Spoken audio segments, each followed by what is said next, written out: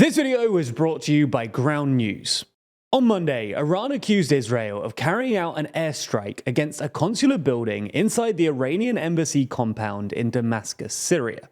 The strike killed 7 Iranian military advisors, including Mohammad Reza Zaheini, a top commander of Iran's elite Quds force. And his death has been described by some as the most high-profile targeted killing of an Iranian since the assassination of Qasem Soleimani by the US in 2020.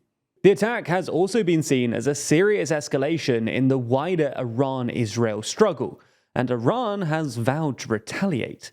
So in this video, we're going to explain what happened, why Israel carried out the strike, and how Iran might respond. Before we start, if you haven't already, please consider subscribing and ringing the bell to stay in the loop and be notified when we release new videos. So, before we get into recent events, let's start with a bit of history. It's hard to imagine today, but Iran and Israel actually used to be pretty good mates. Until the Islamic Revolution in 1979, Iran and Israel were sort of strategic allies with a set of shared geopolitical interests.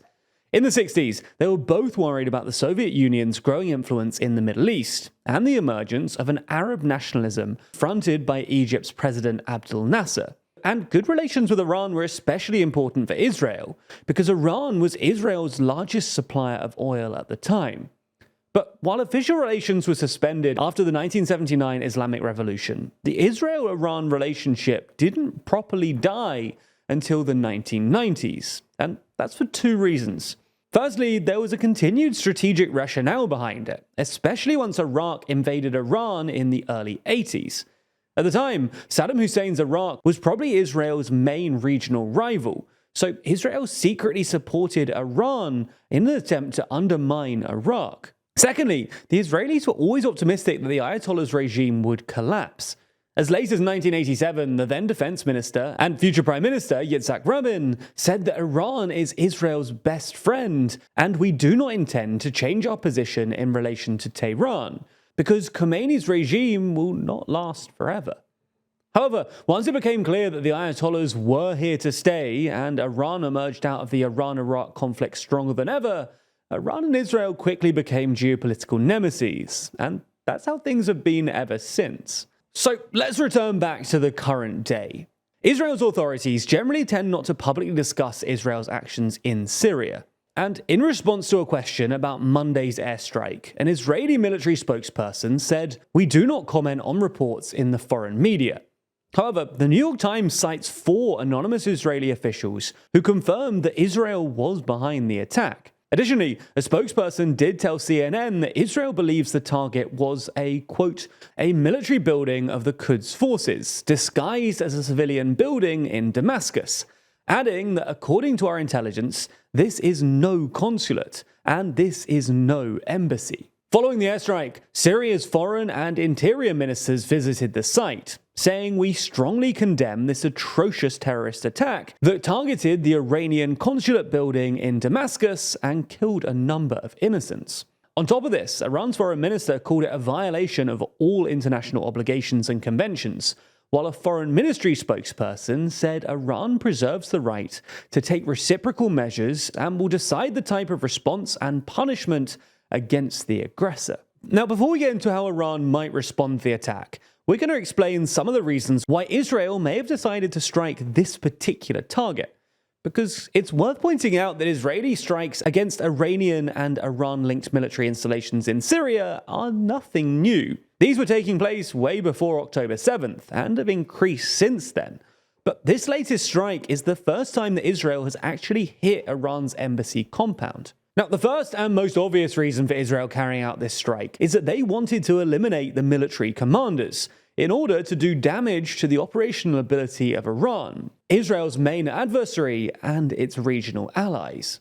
In fact, since October 7th, Israel has carried out a number of high-profile targeted killings outside of Israel and the Palestinian territories. But beyond this reason, the airstrike could also be seen as an attempt by Israel to test the resolve of Iran and its allies.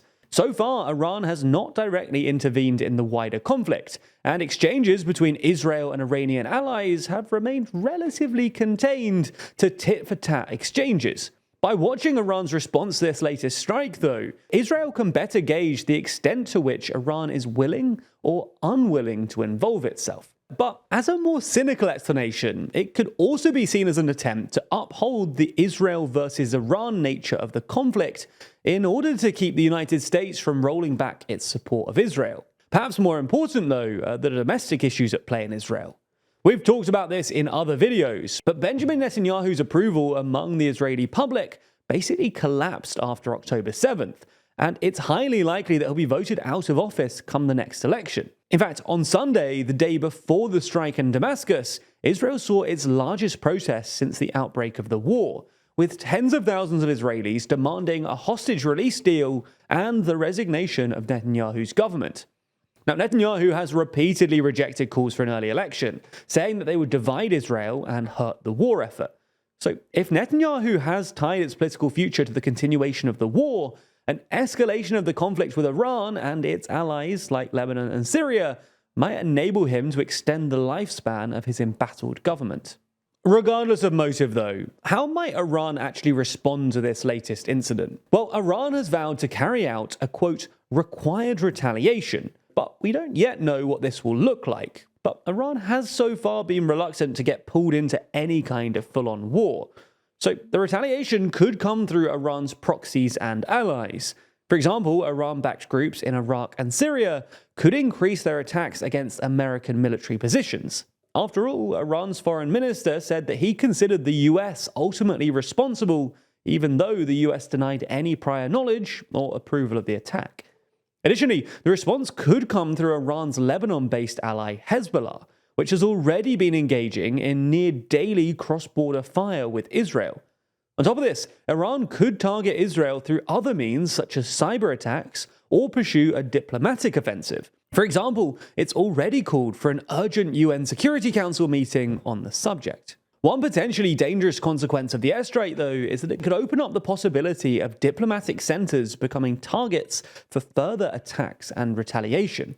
It's worth saying that Israel's contention that the embassy was being used as a military outpost and was therefore a legitimate target isn't really relevant in this context, because it's definitely being treated by Iran as an escalation. And even if the embassy was being misused, diplomatic premises are meant to enjoy diplomatic immunity.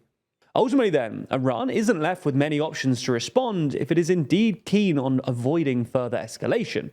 But failing to respond will also damage the credibility of Iran's military deterrence and risks encouraging Israel to take further action against it, meaning that Iran is left in a pretty tricky situation. When researching this video then, we found it really important to balance the different, often contentious opinions on this topic. And fortunately, we were able to easily compare opinions thanks to our sponsor, Ground News, a website and app developed by a former NASA engineer on a mission to give readers an easy, data-driven, objective way to read the news. And as such, every story comes with a quick visual breakdown of the political bias, factuality, and ownership of the source's reporting, all backed by ratings from 3 independent news monitoring organizations. For example, take this story about aid to Gaza being paused following an Israeli strike. Right away, you can see that the story has had nearly 200 news outlets reporting on it. And of those 200, 38% lean left, while just 22% lean right. Every story also comes with a detailed view of the bias distribution, factuality scores, and even specific ownership information. And you can also swipe through some of the headlines to get more of a detailed understanding of how reporting might change based on political bias. I especially like their blind spot feature too, which shows you stories underreported by either side of the political spectrum. Ground News is such a useful tool for our current media landscape, and I cannot recommend it enough. I've become much better at spotting political bias, and I've surprisingly challenged some of my own views too. In fact, if you subscribe today, you'll get 40% off their Vantage plan. That's $5 a month for unlimited access to every incredible Ground News feature. This offer is only available here, so make sure you go to ground.news/TLDR or check out the link in the description to get started and support an independent news platform working to make the media landscape more transparent.